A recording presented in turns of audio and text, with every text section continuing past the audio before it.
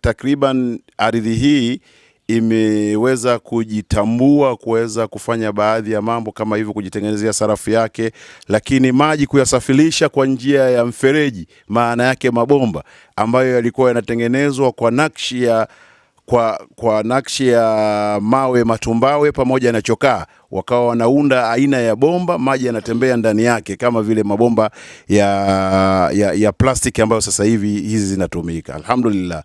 Kwa hiyo ni watu ambao walikuwa wameelimika tangu wakati uliopita, na watu wa visiwa hivi ni watu ambao walikuwa tayari wamesoma kitabu cha Nabiiullah Isa ibn Maryam ambaye anatambulika kama Yesu.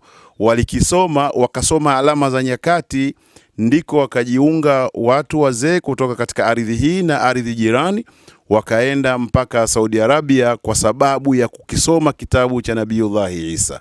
Walipokisoma kitabu kile cha Nabiiullah Isa, kilitoa alama cha uzaliwa wa Muhammad sallallahu alaihi wasallam, kuwa ndo atakuja na atakuwa mtume wa mwisho katika dunia hii. Allah atamleta mtume, na mtume wa mwisho atakuwa ni Muhammad bin Abdullah. Na wallahi watu walitoka katika ardhi hii, wakakusanyika, wakaenda huko, wakafika na wakapata ilmu na wakairudisha katika miji yetu, alhamdulillah. Kwa hiyo hivi sasa katika ile eneo tuliokaa ni eneo la Forodhani ambayo lilikuwa limejengwa kwa ajili ya makazi ya kifalme, wakati huo, wakati tunatawaliwa katika tawala hizo. Lakini alhamdulillah, tunashukuru hivi sasa tupo tunakaa kama ni maeneo ya ukumbusho mbalimbali ambayo tayari yanakumbusha.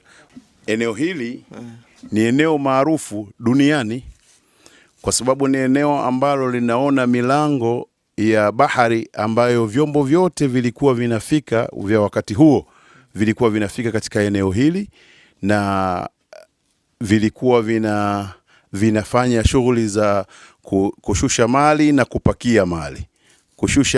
kupakia mali. Mizigo inashuka hapa na mizigo inapakiwa hapa, kama vile leo bandari ya Dar es Salaam au bandari ya Mtwara au bandari ya Tanga. Zama hizo zilikuwa hapa, ilikuwa hakuna kitu kinachoitwa Kilwa Masoko.